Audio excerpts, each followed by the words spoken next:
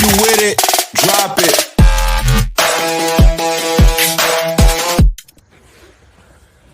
Alright, change of plans from that last video. I decided to call the place and was just told that it's going to be closer to 1 o'clock. So first thing in the morning is 1 o'clock, I guess, but no, I know it's their busy season. I'm not faulting them. I really wanted it to be earlier so I had time to do stuff, but that's okay. Now I know I have a couple hours, so I'm going to transition my focus to go back inside and work on some stuff in the house. But just real quick, I'll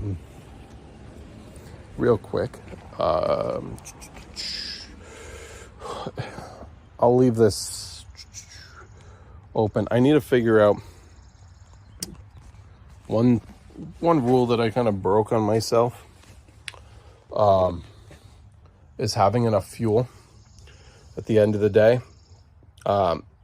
The last day I mowed, I finished, it was super rainy, just not great conditions at all. So I wanted to get everything in right away, but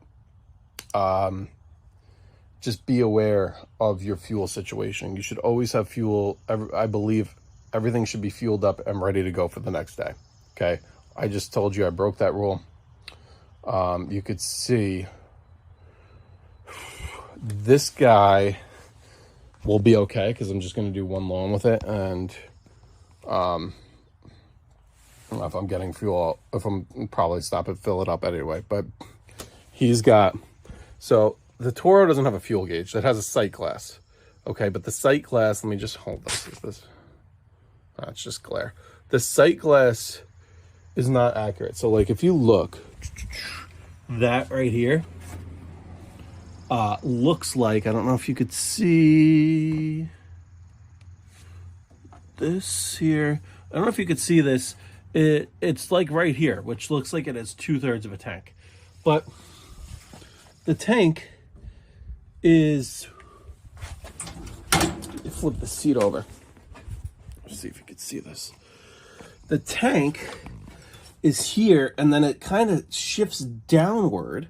So it's like level, and then it shifts downward.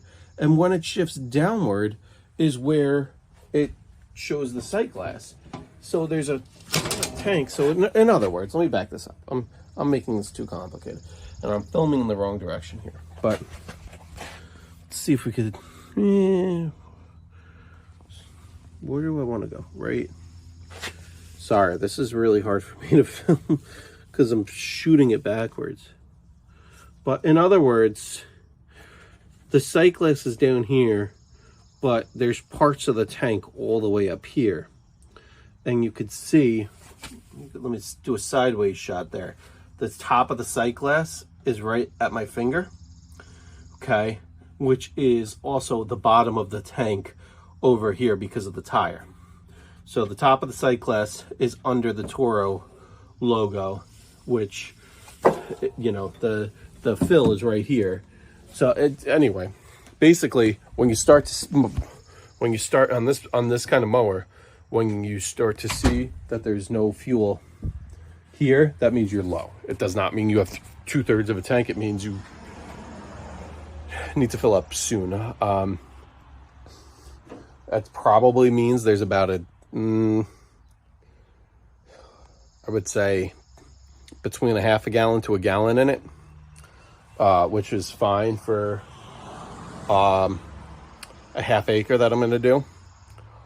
But you gotta know. But between that one and this guy over here, I don't know if you could see that.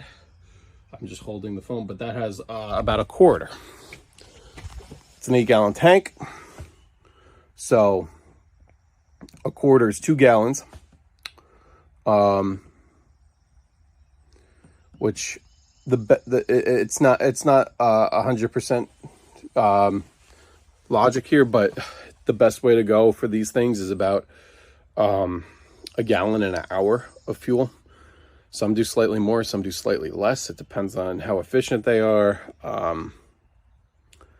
You know, obviously your higher big block motors burn more fuel, But at the same time, some of these EFIs are more efficient. So basically, in my world, this EFI, this 37 big block EFI on this burns pretty much exactly the same as the 24.5 horse, just regular, regular motor there, carbureted motor. That's what I was trying to say. But anyway, that's all. Let me run inside now because clearly I have a few hours to do some work. But that just pisses me off because if they say 1, reality is probably going to be 1:30. Okay. Because they never run on time, right? So if it's 1:30, run up there, run back home. It's only 2 miles up the road, which is not bad, right? But he gets it, he dumps it. Let's say I run back. Best case scenario, it's 1:45. I'm gonna have the mowers strapped onto the trailer and ready to go. But pull the car in, get the keys for the mowers, and take off. You know, that's 2 o'clock to get down there. It's 45 minutes of driving at least to get there. You know, that brings me on the first property at 2:45 in best case, and leave an extra 15 minutes of waiting room. Brings me out to the first property at 3. I don't want to be cutting lawns at 3 o'clock on a Saturday. I mean, it is what it is. It's just, I'm out of town tomorrow. I guess I could wait till Monday, but I have so many projects lined up where there's already a rain day in the middle of the week where I don't think I'm going to be working. So, the lawns need to happen today. But anyway, always adapt.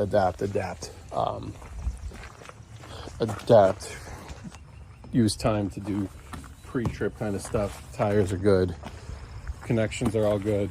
I'll make sure the lights work when I get on there, but chains are crossed. I'm headed back inside. Have a great weekend, everybody. All right. Just actually looked, and I got a voicemail about 10 minutes ago that they were loading up the truck for this property. I didn't hear the phone ring. It was in my pocket. I don't know why it didn't ring, but whatever. Headed up here now. Hopefully, luckily, unless he goes some roundabout way, the most direct route from the place to this location is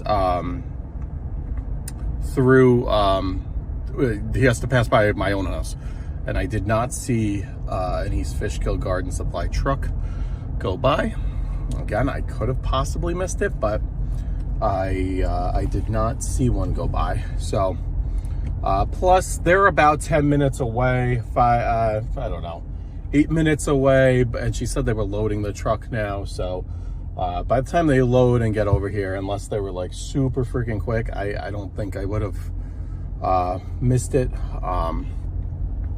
But anyway, I just want to make sure the guy gets down this driveway. It is paved, which is good, but it's tight.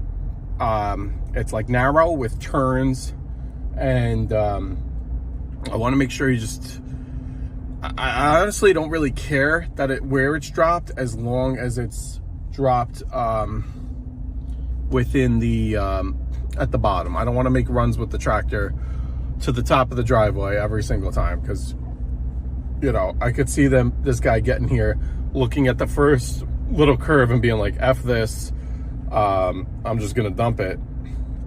And I'm not, you know, because that's kind of what they do. If they don't like the driveways, they just dump it at the curb line. And driveway's way too long to be, you know, I don't have that budgeted in my estimate. And quite frankly, it's just, I don't know. They're not the best. I'll be honest. You know, we'll see. We'll see how this. We'll see how it goes. In terms of, you know, we'll see how it goes with them here. I'm not putting a tarp down. Ideally, I'd like to see if he could kind of dump it off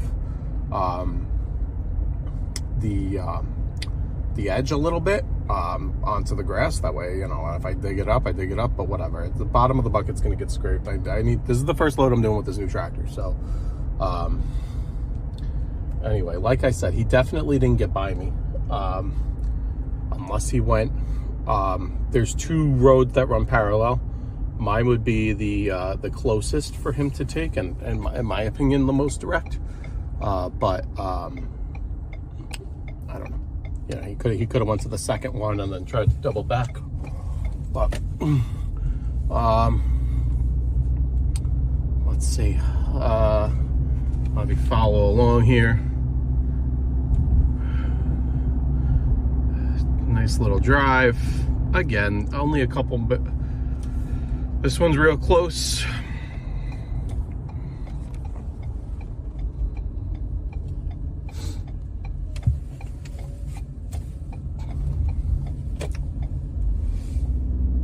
Real close here. We got a lot of stuff, a lot of trucks and trailers. Sorry, just there.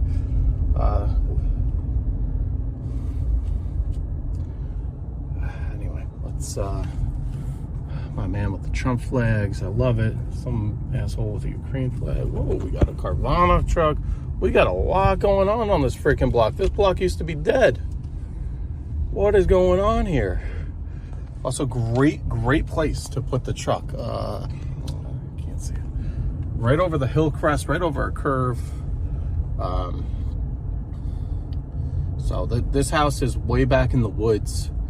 Not easy to come back here with a truck and trailer. I'd rather bring the small trailer to turn it around. It's a little easier. This is a dead end. They live at the very end of the dead end. But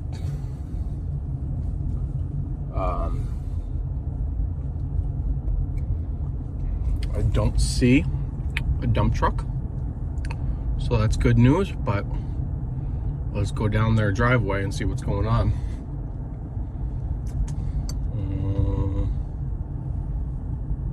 Yeah, no dump truck.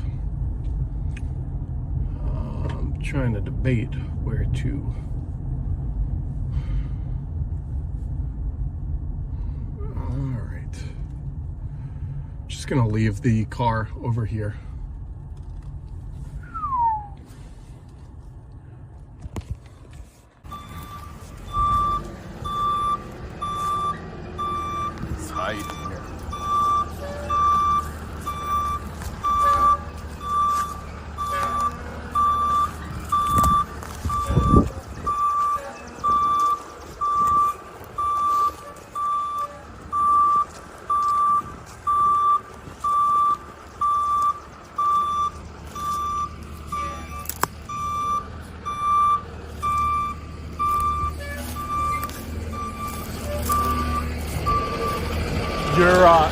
After the curve, the passenger side is going to drop off a little bit. So if you want to ride the grass on the driver's side, I don't know if you want to look, but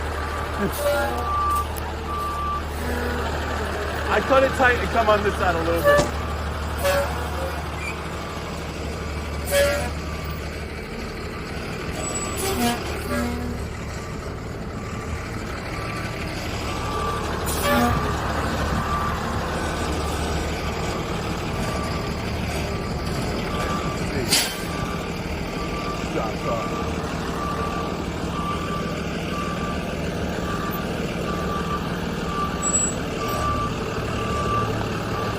Biggest thing you can get in here is 750.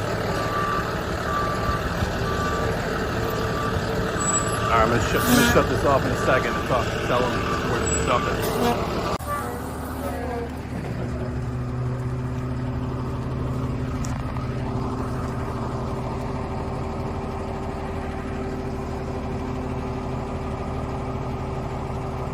So close to this tree.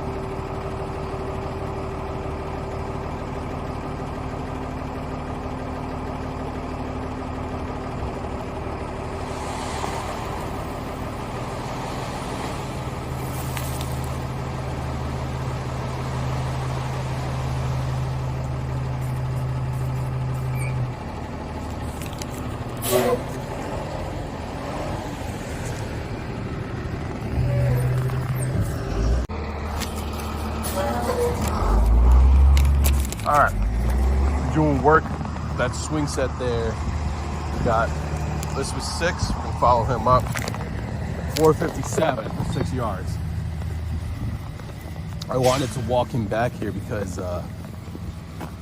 where he is now, that's such a steep. That's such a steep drop for a truck like that. You get down in here, and you're done. You're done. It's extremely tight. I don't know.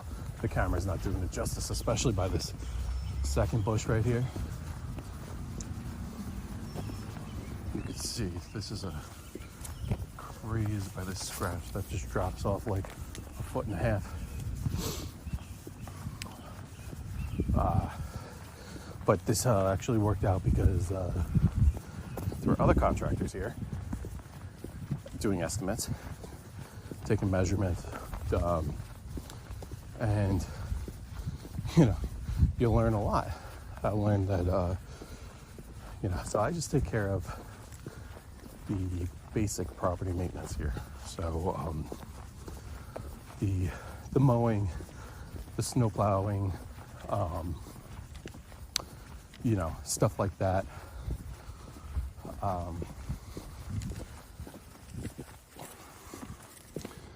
Small projects, so we're landscaping, bringing up. Hold on 1 second. Get in here. Get belted. All right. Yeah, just basic property maintenance with my landscape company. But her property's super simple. It's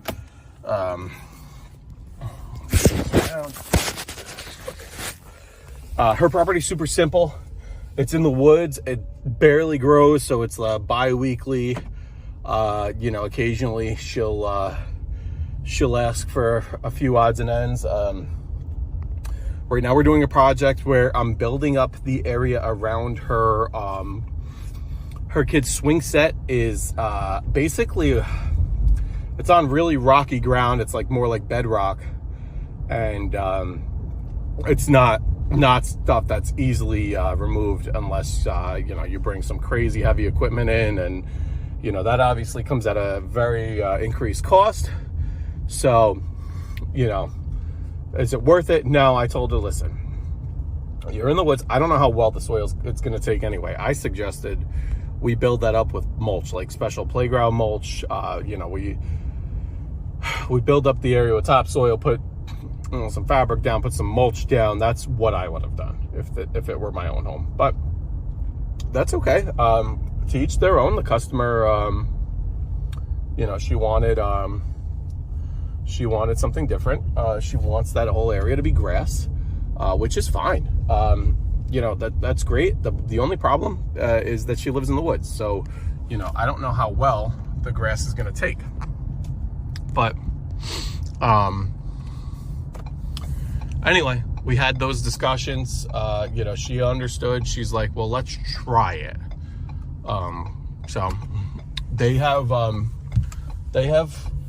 they seem like they do well. They're from the city. This is their country home. So, they're doing okay. So we'll build up the, so we had two things. We were going to build up the playground area, seed and straw that, and then there's like a little mossy path that she wants, what do you call it? She wants to have the, like that. I'm sorry, I'm losing my train of thought. There's a little mossy path that goes to a deck in the front of the house that she wants that all nice and grassed. So I told her we could add a little bit of topsoil to that. Same thing. We got to clear some trees. But when I walked down there, I found other contractors. There were a couple of trucks there, and little did I know, she's they're doing measurements and stuff. She wants a pool put in. And I'm like, whoa, I'm not bringing in topsoil and making this path look nice if you're bringing, you know, crazy machines. So I'm gonna reach out to her, because me and the contractor, who I've heard her refer to, we go back and forth. You know, he does some stuff for her, I do some stuff for her. Yeah, but we were never working together because I didn't know him. But you know, not in a competitive way. You know, there's stuff that he does, stuff that I do, you know. So anyway, long story short, she's having a lot more projects done than the one I'm doing for her. And we were both like, whoa, this is where communication is very important. So I talked to that guy. I told him, listen, I'm getting this stuff done this week. But now I'm not doing that, walkway area. That we're going to put a pause on that. You know, he said a month or two is what he's looking at. So, you know, I'm so happy I ran into him for him to tell me that, because, you know, I would have done this work that would have just got torn up a few weeks later, which, I mean, you know, I did the work, but, you know, you don't want to waste your time. So, that's, you know, kind of what we talked about. I'm going to do some work just back in the swing set area, which is, I think, priority number one for her anyway. I needed to get a second. So the biggest truck I could get in that driveway, I couldn't get a triaxle. It's just too tight. So it was like a 750. That's what came to deliver it, which they only wanted to put 6 yards in that at a time. But that's fine. I estimated for 10, but a few of those yards, okay, I forget if it was maybe 2 of those yards, 3 of those 2.5 yards were for the top, which is getting eliminated for now. So that almost brings us to that 6 number anyway. You know, what do? Do you just leave it and, you know, like, I don't know, what do you do?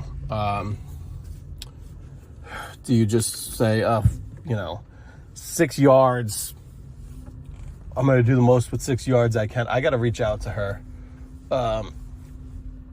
tell her that, I think what I'm going to do is tell her, look, I had these 6 yards delivered. I can't send it back. So essentially I've got to work with it, right? Turn this to me. So let me, the next day or two, do what I can for 6 yards. Her lawn needs to be aerated and overseeded anyway. I'll aerate / overseed the lawn after I'm done. We'll put grass seed down in those areas, but I'm not going to do the areas where they're going to touch, because they're just going to tear it up. And then, you know, a couple months from now, that probably brings us close to the summer. That job would be really quick. That's a half a day's work, but I'll add that to that. And as far as the estimate goes, I mean, I keep looking back there and I keep thinking the more and more soil we need. So I'll talk to her, because it needs to be compacted down. Then we need to have that layer down. So we'll see. I might need to get more topsoil back there. It's just, it's a hard thing to estimate. If it were a regular area, it's super easy to estimate. You just plug the numbers in. You plug in the square footage, you plug in your depth, bam, you get how many yards you want. Problem is, you have a lot of variables, like you know, this could just be me not knowing this, but you got to have a layer of it compacted a little bit so it doesn't wash away. So you want to build that up, but that's going to obviously shrink. So you just don't, at the end of the day, you just don't know. I kind of guessed. I knew what would cover that area loosely and then added to it. But we got to go from there and see. We got to see what happens. Listen, I have this guy's card now, which I'm happy about. I'm gonna. Let's see, I think it's in my pocket. I'm gonna work with the team with him because you know, I don't want to be interfering with his work. His work, it seems huge. They're going to put in a pool. They're taking down big trees. He's the big dog on the property there. And, you know, he made it very clear that he doesn't want to mess up anything I do. So, so that's good. I'm happy about that. Monday, I will be on that property. I have some things going around here, so it might not be first thing Monday. But Monday, I'll be on that property, and I'll start bringing the topsoil over, and we'll go from there. But throw your hands up if you with it.